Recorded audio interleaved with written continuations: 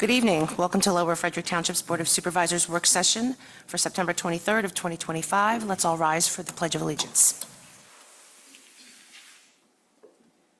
I pledge allegiance to the flag of the United States of America and to the republic for which it stands, one nation, under God, indivisible, with liberty and justice for all.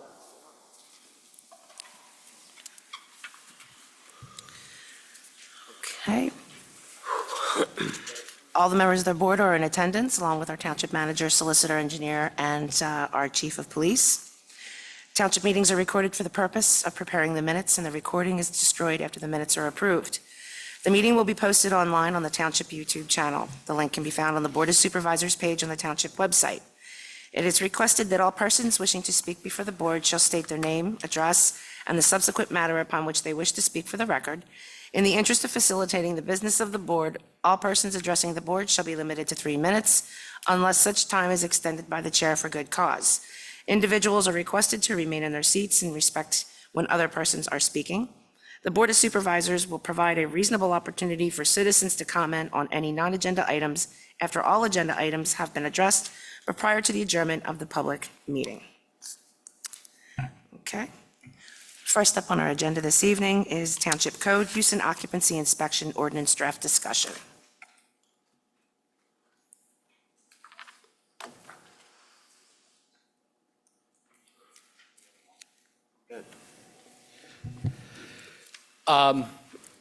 So I believe this ordinance has been in front of the board a couple times prior to tonight. I think what we're going to discuss tonight really has to do with the sewer lateral inspections. The last time that we reviewed this, the board asked that those requirements be added. So they have been added. I believe the copy that is in your app before you tonight shows the latest additions to the ordinance. In other words, what's been added or changed since the last time the board saw it. Essentially, the lateral inspection, there's 2 sections on lateral inspections. One under our sewer regulations that goes kind of into more specifics as to what exactly the lateral inspection is. And then a second one that's under the permit ordinance that makes lateral inspections a requirement in conjunction with the transfer of a home. They're pretty extensive, so I'm not going to go through them completely. But if you want to, let me know if you want me to provide a summary or if you have any specific questions. I would like someone to briefly walk me through how this will work. So the first thing I noticed on page 9, section C, paragraph 1, said lateral inspection shall be undertaken not less than 14 days prior to the date of purchase. So can you walk me through how this would work? So say 3 weeks before the sale goes through, the lateral inspection happens, and then if it's fine, the sale goes through. What if it's not fine? Then what are the steps that If it's not fine, there's basically, the ordinance puts forth that as a default, a failure of the lateral inspection means the house is not habitable. That's stated in the ordinance in order to ensure that it's addressed by the buyer. The ordinance, however, does provide an exception that when it is clear that the failure is of a minor nature, that really does not impact the sewer service to the house, a second type of permit would be issued, second type of permit would be issued. So under the first case, where there's a failure and it seems to have a significant impact upon the sewer service to the house or on our system because there's a lot of I&I, what we call a temporary access permit would be issued.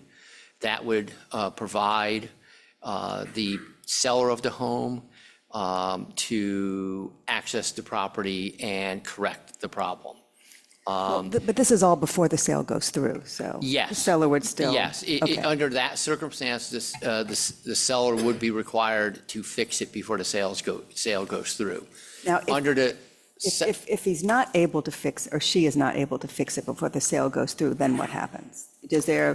Is there some stipulation in the sale that says you must do this work within a certain amount of time? Like, that's what I'm wondering. Because 14 days, you inspect that on day 14, 2 weeks before you go to settlement, yes, it might not happen.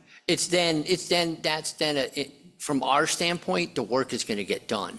Before a UNO permit, a permanent use and occupancy permit is issued for that property, the work needs to be completed and a reinspection needs to be done to show that the work has passed. It's going to be between the buyer and the seller to determine who does that. Under state law, it falls on the buyer to undertake this work, but if the seller says, no, that's fine, we can go through with the closing, I'll deal with it.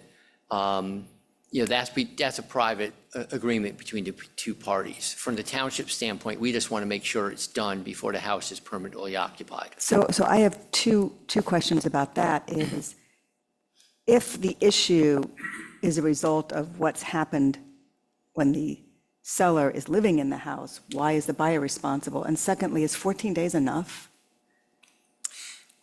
I think within the body of this, if I'm correct, it says resale inspection shall not be more than 45 days, shall not be held more than 45 days and not less than 14 days prior to closing. So there is that window there. Yeah, we want a window. We don't want someone to undertake an inspection 2 years before they sell the home. So we need to have that window, where the inspection takes place, that it's a valid inspection for that particular transaction.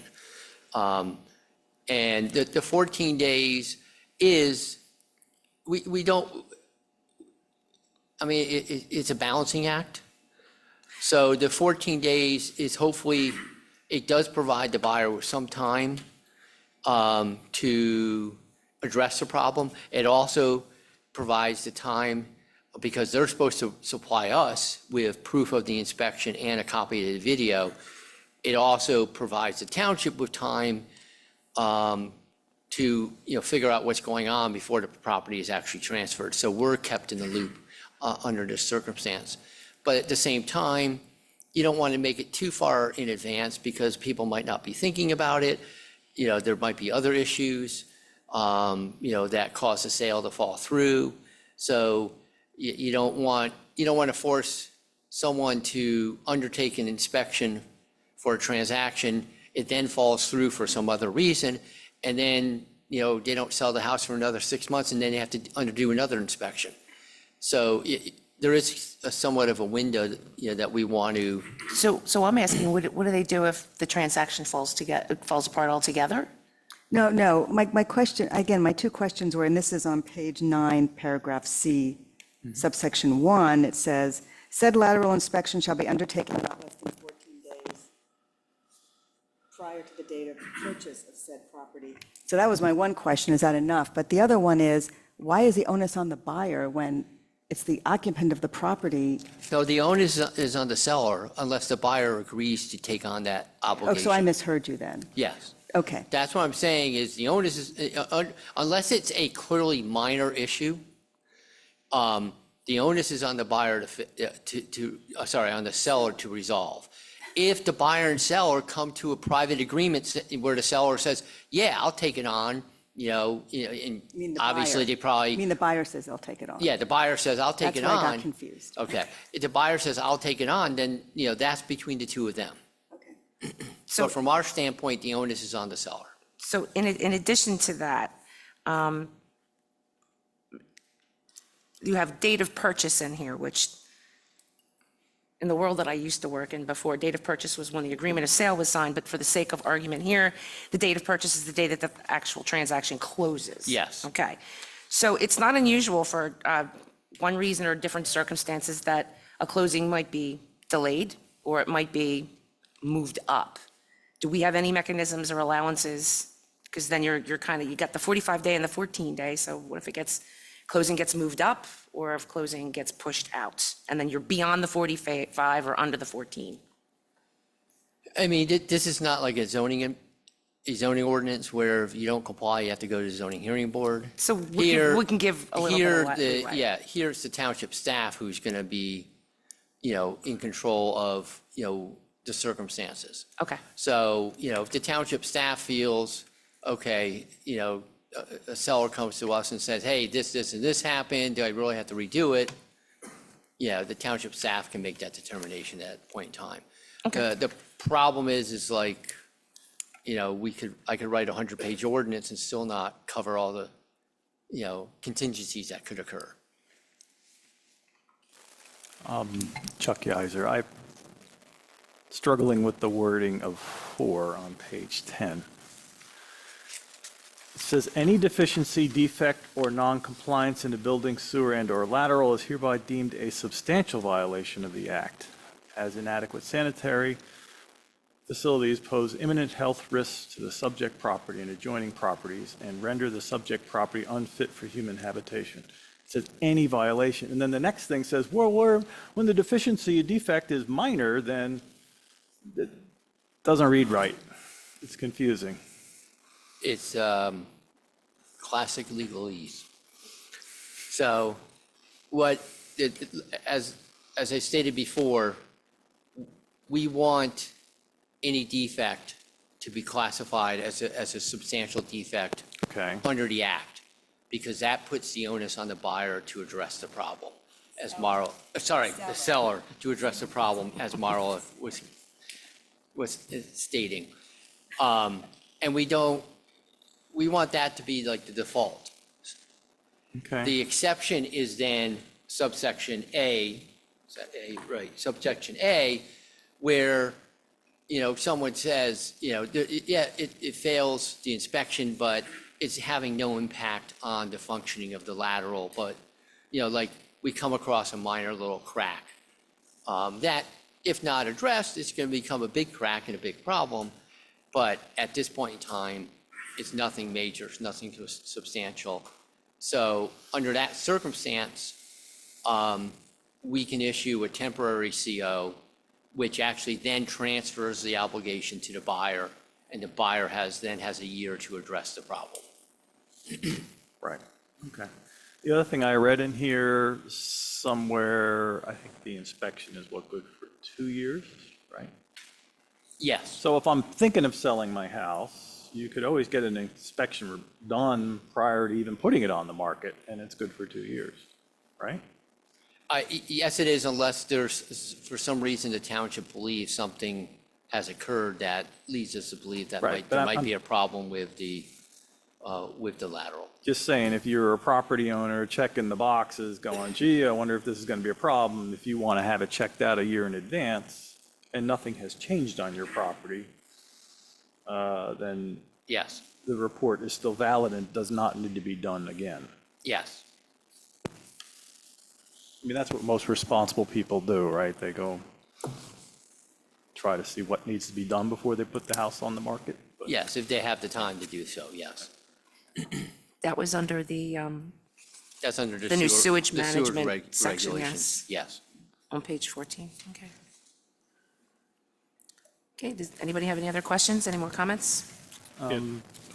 Yeah, so this seems to make sense, and Jason, you reached out to Schwenksville, who's requiring this currently. Is what we're in draft form pretty consistent with their process, what timelines? Because we do have, as you pointed out, we do have residents on their sewer system. I know we tried to mirror, actually, I'm not sure if the ordinance, if the timelines match. I see that. Okay. Yeah, and you pointed out that between 350 and 1,000 is a current estimate. Yeah. Is that, do you think it's dependent on who they hired to do it, or is it different types of inspections? What I would say is that's what I was locating online at the time when we initially talked about it, and that seemed to be a range. So yeah, it's going to depend on who they hire. Who is it? It's your beard. It's your beard. So I noticed that there are waivers in there that have to do with the situation like we had here at Arcadia Station where the house transfers over, right, from developer. Correct. Right, newly developed properties, if the property transferred because the owner dies and it's inherited by the heirs, that seems to be, there's a waiver for that. Yes. There's the 2-year thing that we talked about. There's transfers that are exempt from the transfer tax between Right. relatives. That's an exemption And here. if everything was put in within 5 years, assuming it was done correctly, it doesn't have to also go through that. Right. Right, okay. I mean, that's current, I think Carol had an issue with the 5 years. But yeah, that's what it currently says. I don't have that crackle, do I? No?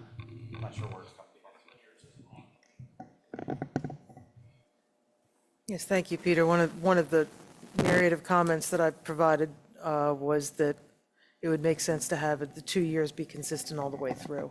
Because even new developments, you have people putting in pools and sheds and digging and doing things, and new trees growing. So I think it would be wise to just make it a consistent 2-year window for inspections to be valid. So instead of giving 5 years to a new development, I'd just give 2 so that you're consistent all through your code.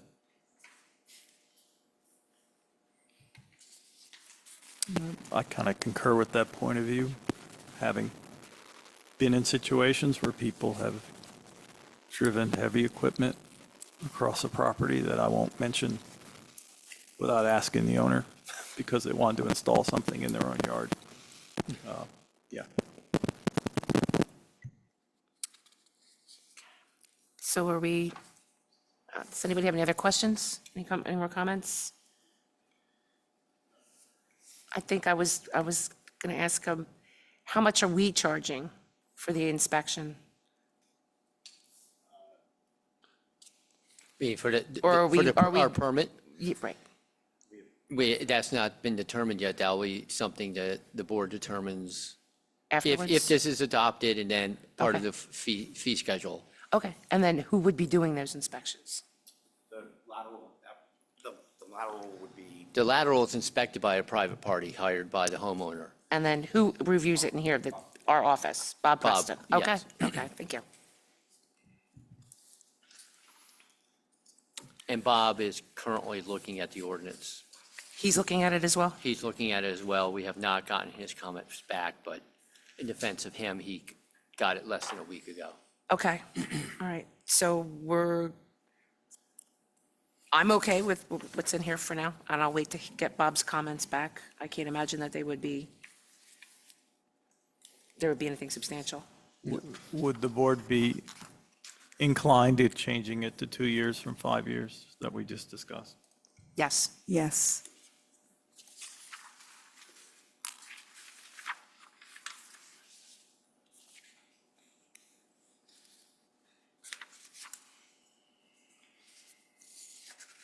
And I just heard you say that you will check with Schwanksville? And to see if our process is going to align with their, seeing as how they're already doing it within, exactly, okay.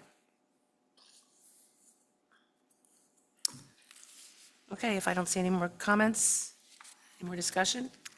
So the action is, as of today, we're all okay with it. We're going to wait and see what Bob Preston's comments are, and then look at it at the next work session and maybe approve it if there's no minor changes. Yeah, we're going to need an authorization to advertise. Right, that's what I mean, But get I authorization to think we're- advertise. We want to look at the next ordinance and possibly combine the two of them together to make them one ordinance and advertise them one time to, save some money in the advertising costs. You mean combine them into one ordinance or combine the advertising into one advertisement? Combine them into one ordinance. And what would that be called? we can just call it, It's like an omnibus. yeah, it's just an omnibus ordinance. Because our code, all of our ordinances are codified, we can make changes to any chapter within the codification, all within one ordinance amendment. And so, it makes sense to kind of take advantage of that to cut down on the advertising costs. Gotcha.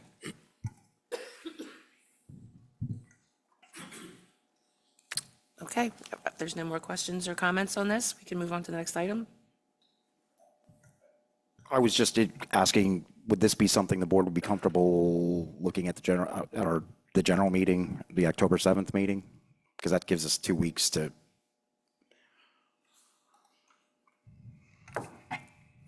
By all means, go ahead. Again, if my colleagues agree, I would say if we only get very minor comments back from Bob Preston, I'm fine. If we get something more major, I think it depends on what he comes back with, how much time we need. And Carol, do you have any, I know you had other comments. Anything else you think needs to be addressed at this point? I had provided those directly to you. I don't know if there was anything in there that you think is substantive enough that it requires discussion. We'll provide those to the board, just so you can see them, along with Bob's, as part of the discussion in 2 weeks. Yep, that would be very helpful. Thank you. Okay. There's no more discussion on this item. We're going to move on to our next item on the agenda this evening, which is Township Code Property. Warren had his hand up. Warren, didn't you have your hand up earlier?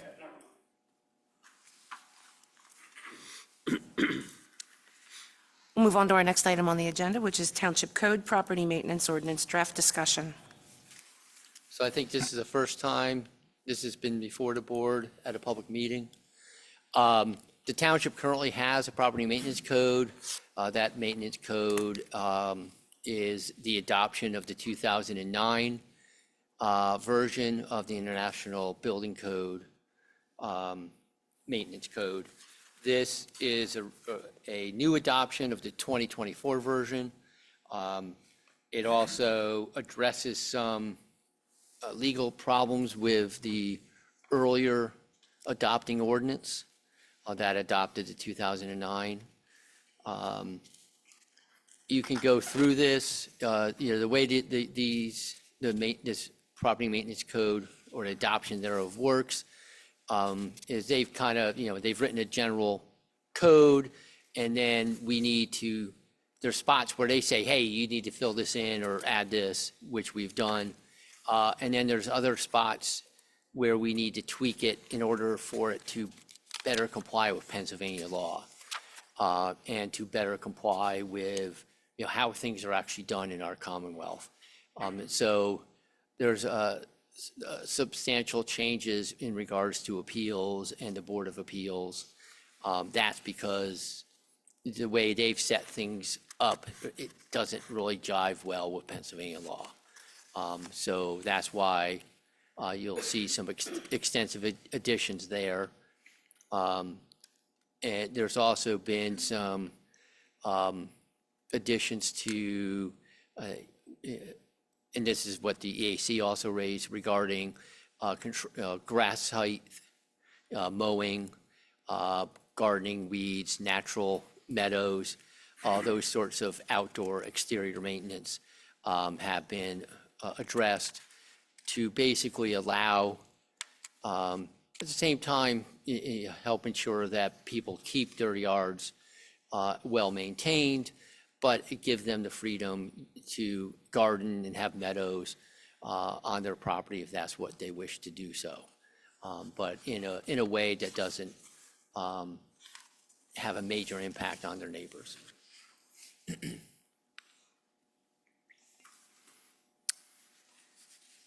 So I had a chance to go through it, not with a fine-tooth comb.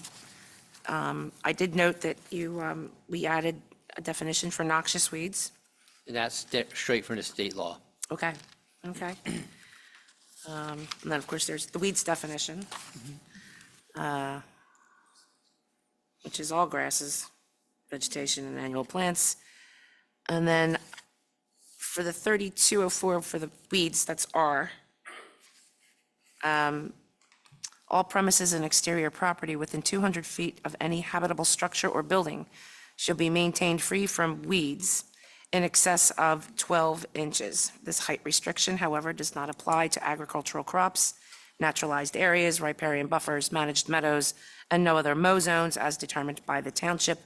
All noxious weeds shall be prohibited throughout the entire premise and exterior property. And I see that we added the language in there of those agricultural crops, naturalized, is this? Yes. Okay, Yeah. The International Property Code version is much stricter. yes. Okay, so when you say within 200 feet of any habitable structure or building, that shall be 200 feet all the way around a structure, then ends up being what, like 40,000 square foot? Yes. So you're pretty much like teetering on an acre. Yes, and so the thought pattern there is, the smaller lots are usually in, developments, you have closer neighbors. So, your lack of lawn maintenance will have more impact upon your neighbors. But at the same time, this allows more rural properties to be treated like a rural property. And if you own 10 acres, you're not then required to go out and mow it every 2 weeks. So, Understood. yeah, I understand the premise of that. I just think that maybe 200 feet is a little excessive. that if you want less, Yeah. no problem with that. I mean, it prevents people who might have a half acre or somebody that just has a quarter acre that wants to maybe rip out their front lawn and put in nothing but wildflowers that grow 12 inches high. Well, that's a fact that, that's a garden and that's exempt. Or that's a Okay, that would then be man- considered cultivated? Yes. Okay, all righty, If you come to my house, you will see that exact thing. okay, all right. But to add on to what Noel's talking about, if you have an acre or two and you just have an area in the back, which you don't mow, and you've got trees back there and there's stuff growing back there, and it's in the backyard, I mean, so what? And you've got those noxious weeds 150 feet from your house in the backyard with some trees and bushes, and that's just your backyard. I mean, And I fully understand that, and that's why I say, you could adjust that 200-foot to whatever you think works within this, within Lower Frederick Township. Like I said, the International Property Maintenance Code basically has a strict, you got to mow everything 212 inches everywhere, which seems a little excessive. So we're trying to allow people who have maybe naturalized areas on their property not be obligated to maintain them, and they can just be allowed to continue to be naturalized. If you want that to be 100 feet from, structures, go right ahead. If you want it only to be 100 feet from the main house, the main structure, we can write it that way. I'm kind of giving you the framework. It's up to the five of you to decide, how to, manipulate it that you think works best for this township. well, is there a difference between the front yard and the backyard? I mean, if I have something in my backyard, people can't see it because it's away from view. In the front, by the road, people see it. So maybe that's something we could differentiate. I don't believe that this is actually, this is more about health, safety, and welfare. This isn't like Yes. managing someone's aesthetic issue. This is for health, safety, and welfare, although I do take issue with the weed definition, but I won't go there. Yeah, I'd like to revisit the 200-foot. You mean like the weeds that grew down here in the park, What weeds in what part? down here? That was a naturalized area. That was the intent behind that, yes. Oh, they were weeds. Well, that's also very subjective as well. Not every, yes, Warren?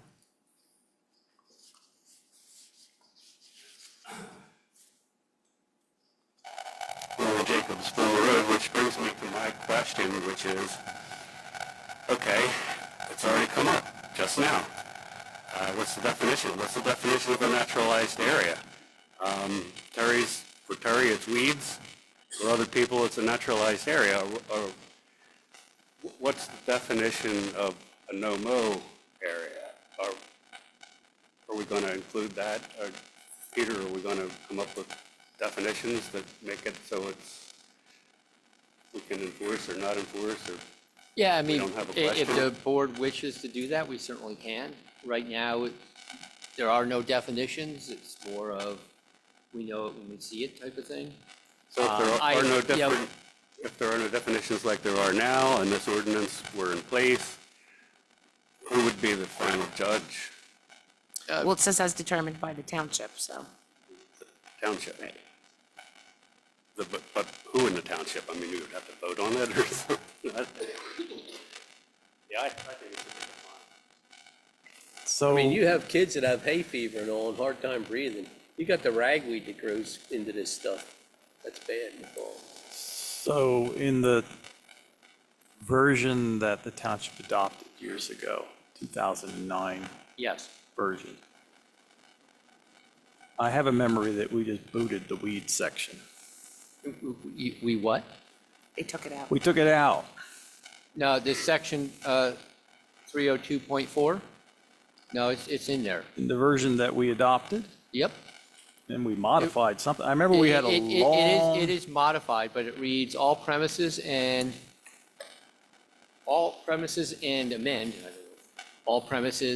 exterior property shall be maintained free from weeds or plant growth in excess of 12 inches.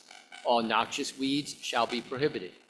Weeds shall be defined as all grasses, annual plants, and vegetation other than trees or shrubs, provided, however, this term shall not include cultivated flowers and gardens. I seem to remember we spent a long. Oh, no, wait a second. No, there's nothing that says that we, It is also very possible that what you're reading is not actually what, knowing this township. I know we had a very long discussion in Planning Commission, and there were people who felt strongly that we didn't want to be like weed patrol. Right.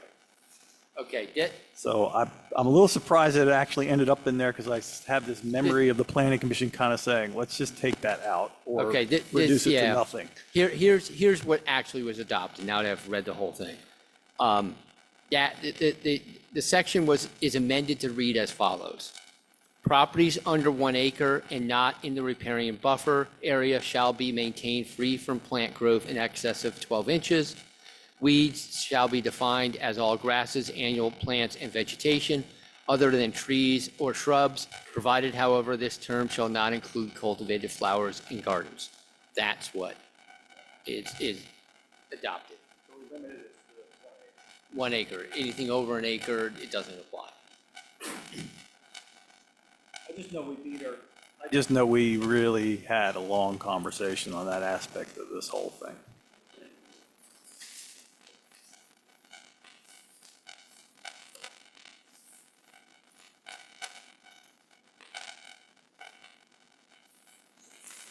I mean, I do think there's a difference between a quarter or a half an acre and 2 acres, or an acre and a half. I mean, if we're expecting people with 2 acres to keep everything cut and trimmed, that's unrealistic.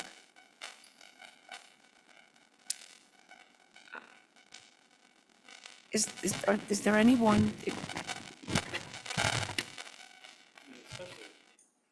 Especially with the stilt grass problem we had. That's a tall order. yeah. For some of us who have, I have 2 acre property, and just keeping the stilt grass under control is, I'm out there with a weed whacker, it's up to my thighs. Yep.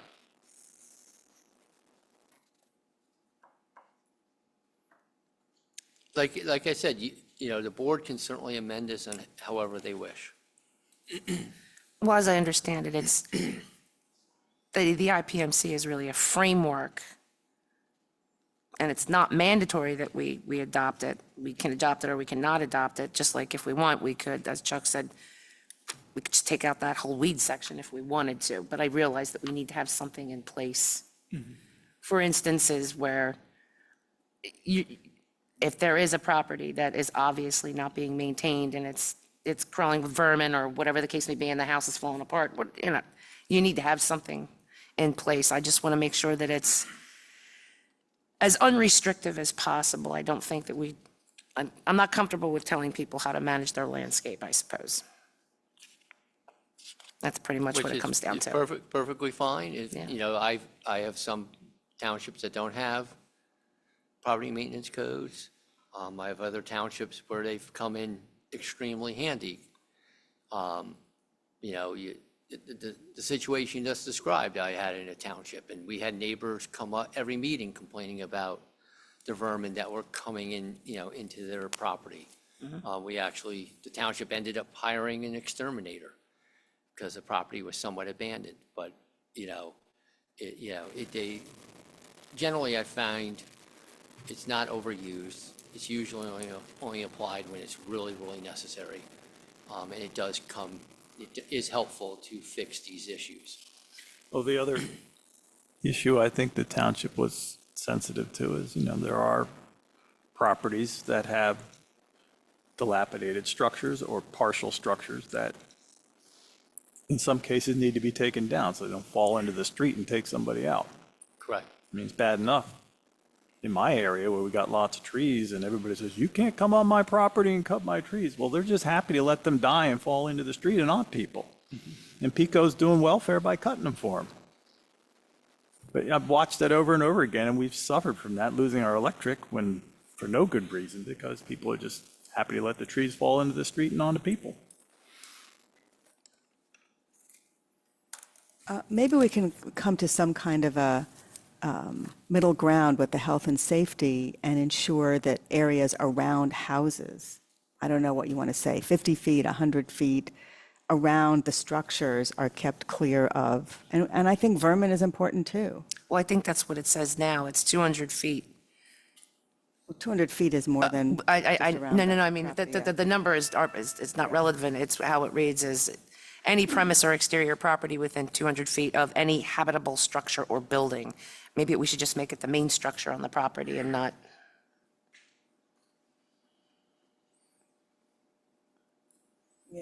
Yeah, I also agree, 200 feet. I mean, my house is 150 feet from the road. 150 feet is a lot. 200 feet is a lot.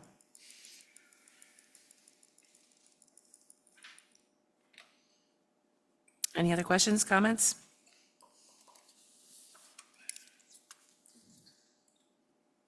No?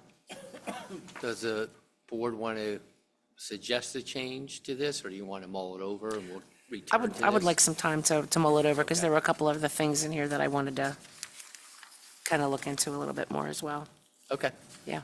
Just want to make sure I'm on the same page. Just one last quick question. It's referencing these noxious weeds. Yes. I'm kind of curious as to why it's even being mentioned. I get why noxious weeds would be mentioned maybe, but there's no mechanism for it. Like, does noxious weeds apply to that 200 feet as well? Does noxious weeds apply to 12 inches as well? I mean, If you read the last sentence of the first paragraph under 302.4, it says, all noxious weeds shall be prohibited throughout the entire premises and exterior property.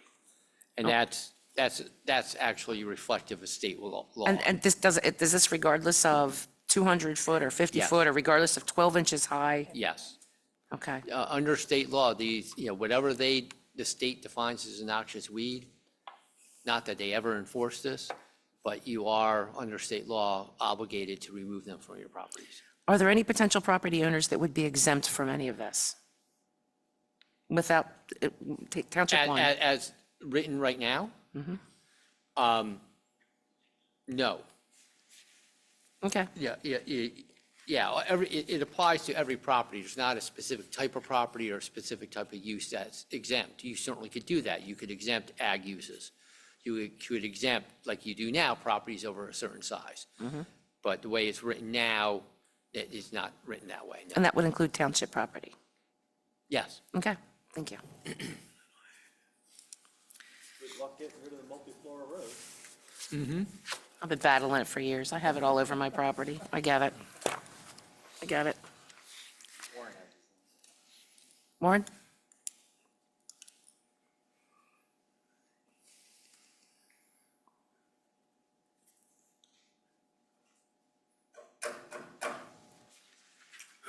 Warren Jacobs again. Sorry to harp on this, but I hope you really think hard about this definition thing.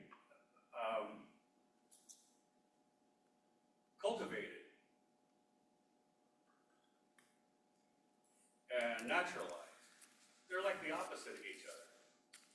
So the way I think of the definition of cultivated and naturalized, I can have either one of them.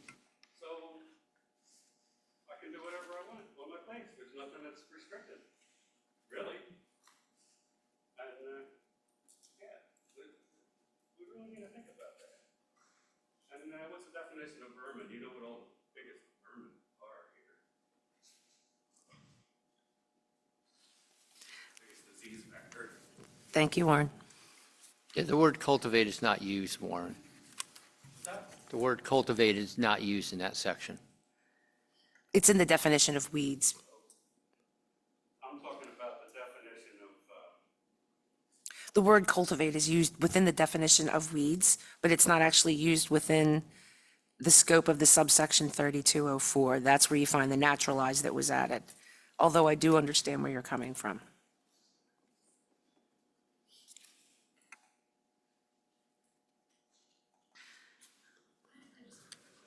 Sure, Katie. Is it on in the back? It's showing as red, but it's And even when you push the button, yeah. So is the thing in the back, sometimes if that might not be. It worked, thank you. Just to kind of add on to what Warren said, he had mentioned in his first comment that the township's going to be responsible for enforcing this. Who within the township? Is that like neighbors would call and identify they have mile a minute in their backyard, and then the township has to go out and check? Or who would be responsible for enforcing this? Usually it's done by code enforcement, and yes, Okay. it's usually done on a complaint basis. Okay. It's not like we're patrolling the township. Well, yeah, okay, finding- perfect. But yeah, and obviously, if we get a complaint and it's located in an area that we can't access or see, then we can't do anything about it. Okay, thank you for clarifying that. Yep.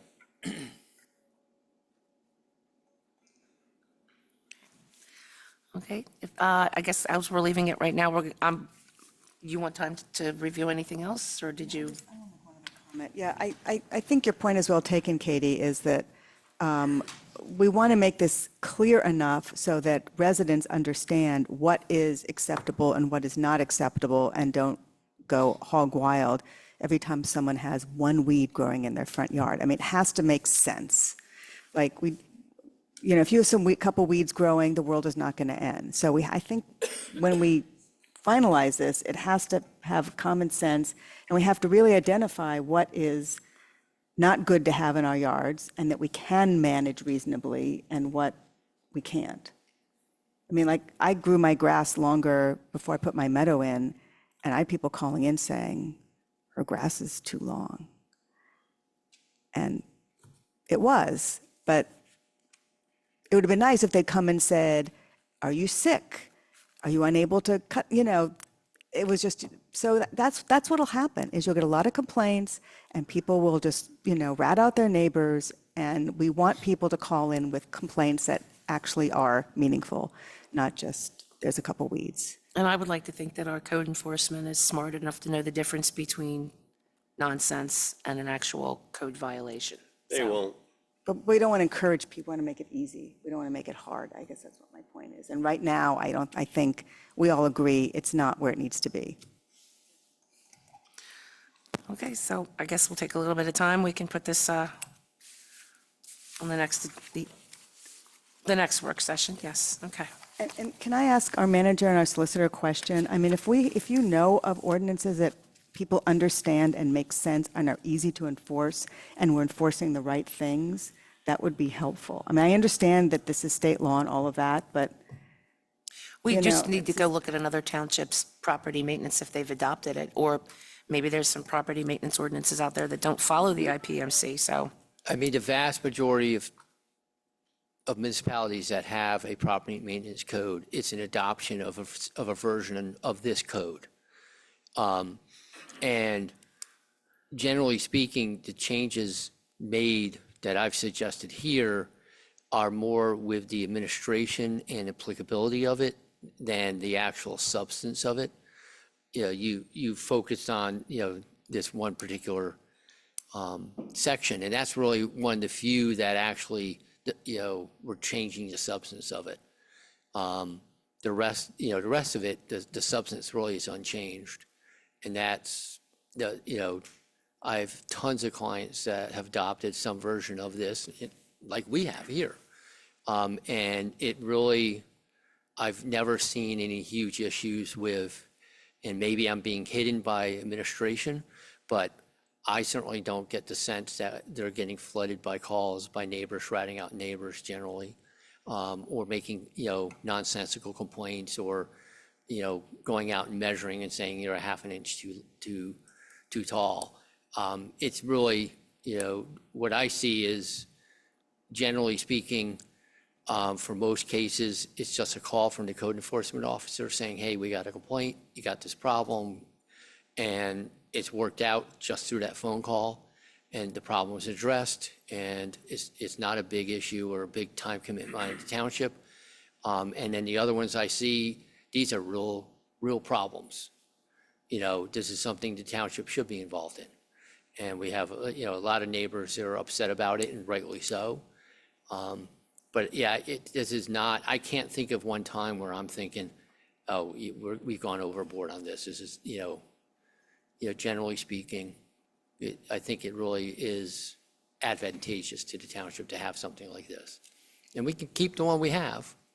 I think, both Jason and I thought, it's time to probably, after 15 years, we probably should update. Okay, Peter, thank you for your comments. I appreciate that.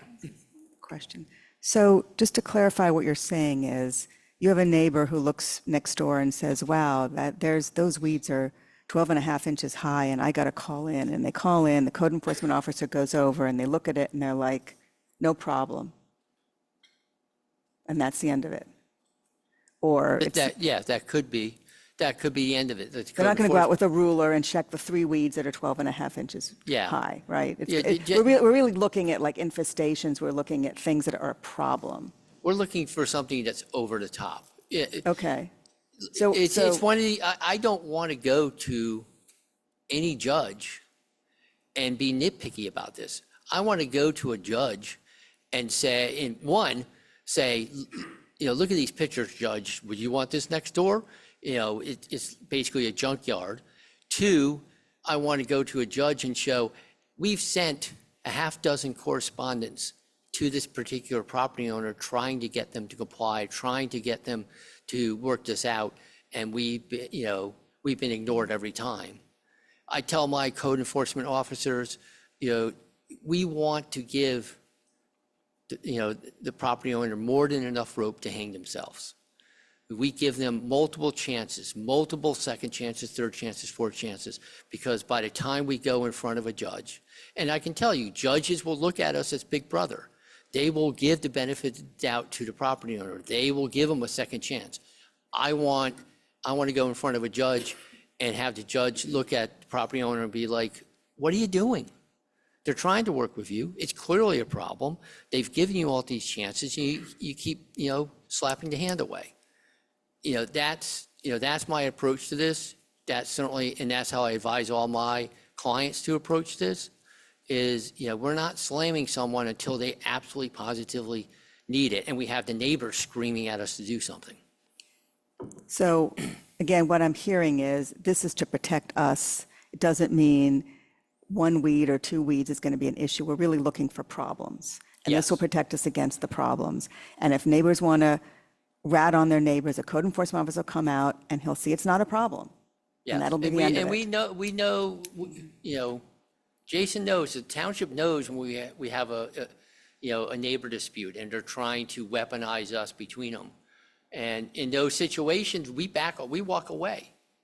We don't want to get caught between two neighbors who are fighting. If that's clearly the case, we're just gonna walk away and not be involved in it because it's a no-win situation for the township. Okay, thank you, Peter. There's any more questions, comments? Throw in one more suggestion that maybe we go back to what we did before and just limit the size of the property this applies to and, make it a size property that would be in a development. Half an acre or less. That's perfectly, yeah, that's And perfectly then fine. I think you kind of, Well, I would go beyond a half an acre because there are some properties in my neighborhood that are bigger than half an acre. it would be. But they're in a development, so they should be, I think we need to I'm go just beyond throwing- half an acre, I'm just throwing out a number. I'm just saying, maybe under an acre. I don't want to see us beat ourselves over the head over this. In my feeling, this is not like the biggest thing we should be doing in this township. No. So I'm offering a way out. Yep. Thanks. I hear you. Okay. Well, I think we'll go back to this. Okay, not seeing any more comments? Not seeing any more comments or questions, we move on to our next item on the agenda, which is the police request for an MOU with Perkiomen Valley School District approval. I can handle it, Chief, if you want. But the history more. Sure. Yeah, the timing. So what you have before you is the MOU that we got in July of 2025.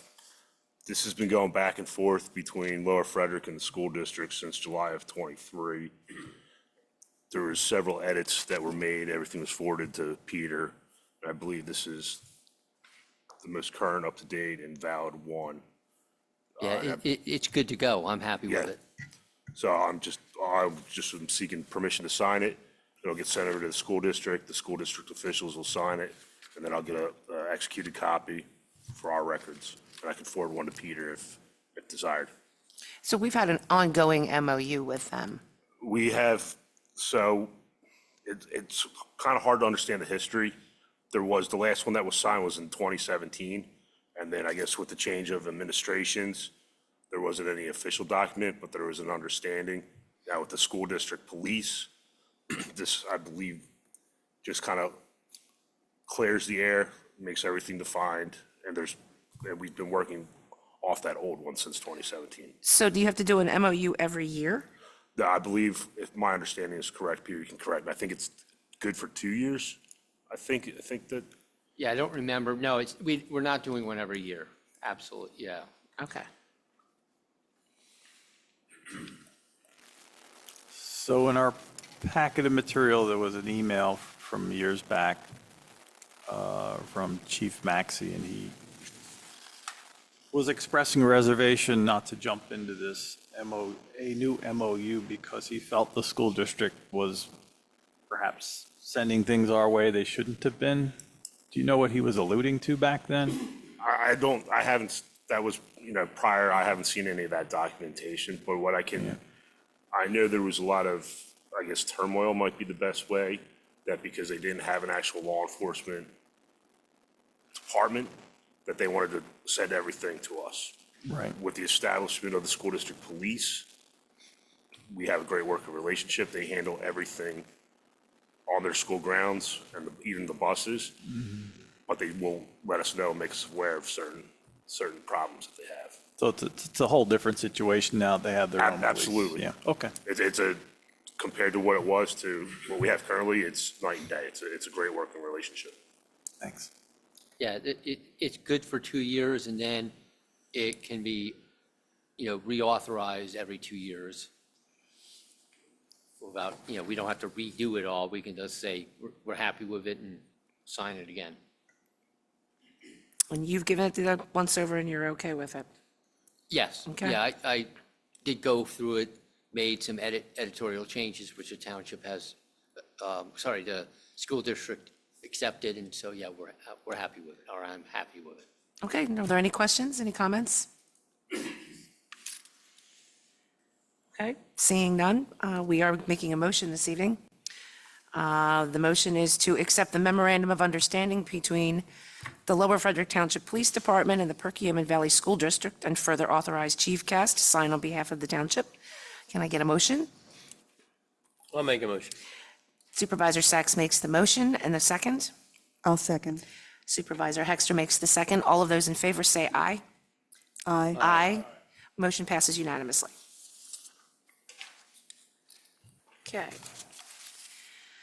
Police request approval of upgrade of computers per PA State Police Directive. So I was notified by Rich Support, which is our IT, that handles all our IT, that the state police has made the requirement that computers be upgraded to Windows 11 because of the CJIS compliance, two-factor authentication. Without this upgrade, we will not be able to access any of the portals, criminal databases, and alike. So what you have before you is the estimate for work for Ridge Support, which is the replacement of, I believe, 3 of the actual workstations for the officers and a kind of a tune-up of one of the other ones. And I do have a line item for this, so it's not a hit on the budget whatsoever. I'm just wondering, when was the last time you had an upgrade? Do you know? I know they do, I can't state specifics, I know Ridge will do remote in for stuff, but for an actual upgrade, I don't have that So it data. hasn't been in your time here.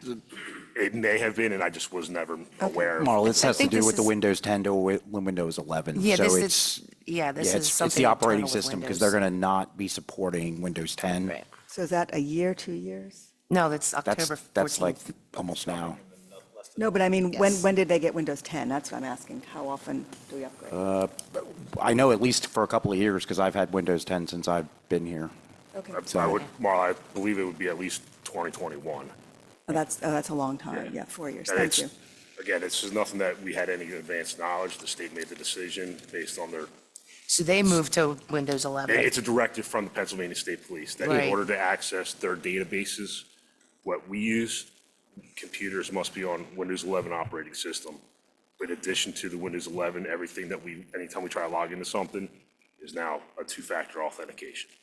So it's just layers of security upon layers of security. Absolutely. And it was actually our IT guys are the ones who actually brought it to our attention. So that was like good timing because I hadn't seen anything. I have So not it seen did kind of come out of nowhere, but it was Ridge who let us know, met with Chief and kind of got us. I where knew we're the at. Windows thing was coming. I Yeah. didn't realize how it was going to affect you. Yeah, no, I wouldn't have either because I'm usually, I don't like to jump out with the new software, but yeah. But I mean, we're purchasing 3 new computers, which will have Windows 11 on it, and we're taking one computer that doesn't have Windows 11 and upgrading that to Windows 11 and doing all the migration work. So there's a couple things going on here. So my guess would be that the older computers were deemed to be either not have enough horsepower, or they didn't have the trusted module platform, which you need to install Windows 11, and it wasn't worth playing around with them. He was due a computer this year and I think 2 next year. So it does go with what they're looking to replace fully. It does go kind of in line with what we were planning to replace in the now and next year, so. So what they it'll get now will it'll take get place of adjusted. what they were Yep. going to get next Yep, year. it'll get adjusted Okay. in the CIP. All right. Are there any other questions? Any more comments? Okay, not seeing anyone. There is a motion for this evening, and that is to accept the quote from Ridge Support Technologies in the amount of $4,299.97 and further authorize the township manager to sign the paperwork necessary to complete the project. I will make the motion. Can I get a second? So moved. Yes, Supervisor, second, yeah. Supervisor Geiser makes the second. All of those in favor say aye. Aye. Aye. Aye. Motion passes unanimously. Okay. Next on our agenda is the 2026 Police Pension Municipal Minimum Obligation MMO acceptance.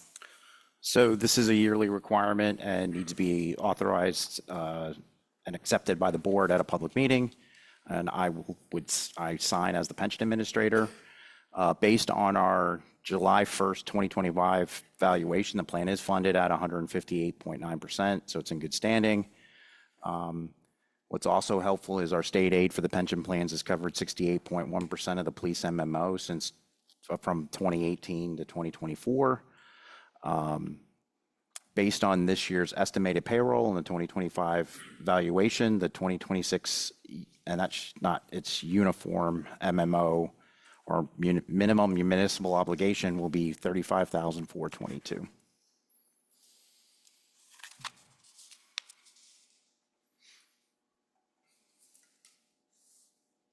I do not have any questions at this time. Does anyone else have any questions or comments?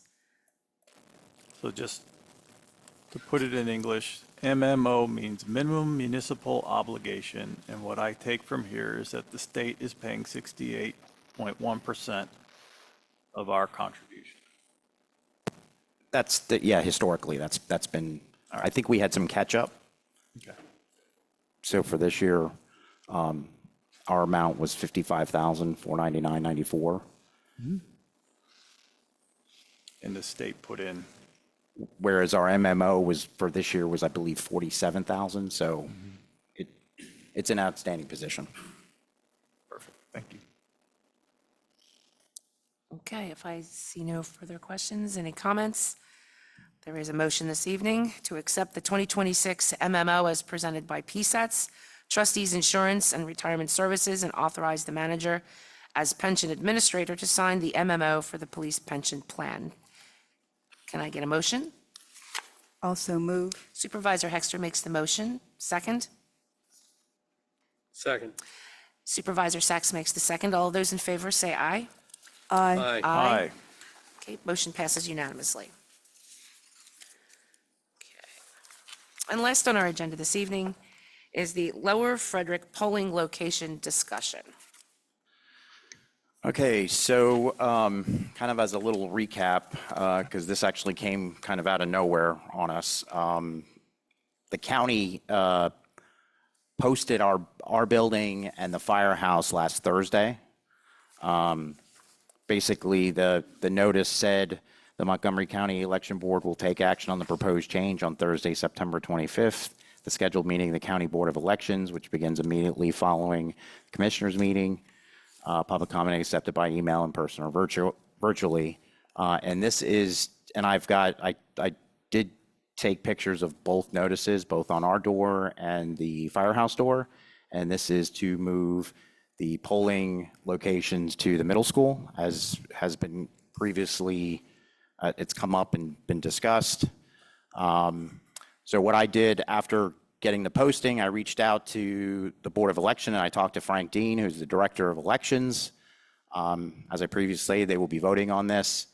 And he said they would be putting any of their polling relocations vote on this next agenda Thursday. If the Board of Elections moves forward, it will be for this year's municipal election. Both voting districts will be moved to the Middle School West. They actually were not expecting to do this year, but he said the school district actually responded quicker than they expected. So I think that's why it came out of nowhere, because we received nothing electronically or nothing via mail. He did go on to say, if they move forward, postcards will be sent to residents. They will have signs posted at the current locations for the new locations, and they'll provide runners to let residents who come to the old locations know where they have to go. So that's kind of, he didn't strike me as being worried or concerned about. I did express to him that the board, that there was some about trying to do it this year, that there'd be enough time to let residents know. So I did say, there may be comments from the board or not. But he didn't seem to be worried about being able to make this happen and then be ready if they move forward for this upcoming municipal election. Does anybody have any questions, any comments? I guess I'm concerned that on the 28th of September, which is 5 weeks before the election, this is all going to happen and everyone's going to be informed. I just have some concerns about that. I think my preference, if other people agree with me, and if the Board of Elections, we can influence them at all, would be to institute this for the primary. So we have time, we can send out newsletters. I mean, when are these postcards going to come out? In 2 weeks, in 3 weeks? If they go to the wrong address, some people have, post office boxes. I just have some concerns about this kind of last minute change. I mean, if this had happened 2 or 3 months ago, we'd have more time, but it's almost October. Well, they do get, the election code gives them 20 days. They can change a polling location within 20 days if they want to. They will send out notifications, but ultimately it's the voter's responsibility. I mean, we can do our part the best we can, but I think it doesn't matter whether we do it now or if we do it for the primary or if we do it for next year. You're still going to have some snafus. You're still going to have people that are going to fall through the cracks. I think the county's prepared to make sure that this gets done. And if the commissioners think that this is a good idea, I think we should just get behind it and try and do everything that we can to make sure that it goes as smooth as possible. Well, the Board of Elections, yeah. Is there anything else we can do to educate folks? Can we send out, an e-blast? Can we put something in the sewer bills? I mean, are there other things that we can do to support this change? Because I know, a lot of people, they'll wake up the day before the election, they'll be like, okay, I have to go and vote, and It's also their responsibility as a voter to make sure that they know where their polling location is. I know in this particular situation, it's hard because everybody's been going to the same 2 locations for forever. So it's going to be a little bit of a hiccup, and there is some change involved with this, but I think it's for the best. The Perk Valley Middle School is the best location to combine both of these, where they have ample space for parking, they have better rest facilities, more sidewalk access. So I think it's a good thing. I just don't think it matters when we're going to do it. You're going to still have some problems. Yeah, I think I'm working on the assumption they're going to make the change, they're going to vote to do this. And so, obviously we'll do our part in advertising it. And if you're a candidate in this election, it gives you something to talk to residents about, doesn't it? Yeah, I think we're all surprised at the speed of the level of government at the county level, that it moves so fast. So maybe that's good news. No, I think let them do their reaching out to the voters. It may help them update some addresses. We'll get the word out too. I don't think we have to mingle it with anything else like sewer bills or anything else. That's just leave it. Yeah, I don't think anything goes out between now and then. So get it on Facebook, the e-blast.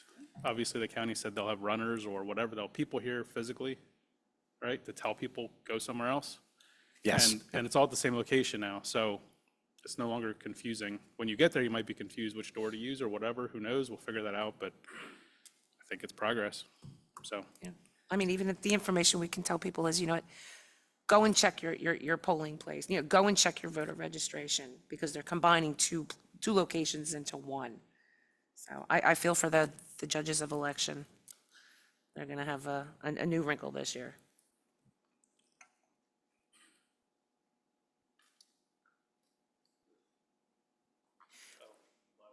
Go ahead, Ruth. Hi, thank you. So Ruth Yeiser, North Ryanford Road. So when this first came up, I was under the impression, and maybe I didn't understand what was being suggested, was that the people that voted at the fire station would move to the township building, and the people that voted for the township building would move to West. And now we're having everybody move to West. And especially with the speed that this is happening, I would imagine that there are people that vote at the fire station now that walk from the townhomes to vote at the fire station. And that could be, you walk down to the townhomes and then you don't have your car. So now you got to walk back and get your car. And then you have to drive over to West. And that could be an imposition. And that would be my concern. And I understand that, voters are responsible for knowing where they vote and all of that. But it just seems that it's happening awfully fast. And the original idea, which would still allow the townhome people to walk to where they vote, if they got there and it was changed just to the township building, it wouldn't be like a far walk. It's not like they've lost 15 minutes or 20 minutes of their day. valid concern, Ruth. I appreciate that. I'm hoping everybody can, between the county and the township, that we can try and get the word out as best we possibly can. Yeah, and we should probably also notify the Springmount Townhouse HOA and who are the other HOAs? Maybe all the HOAs. They can get the word out too. Okay. Are there any other comments? Any questions? Okay. We are now up to our public comment section. Are there, oh, sorry, Crystal. Go ahead, Crystal.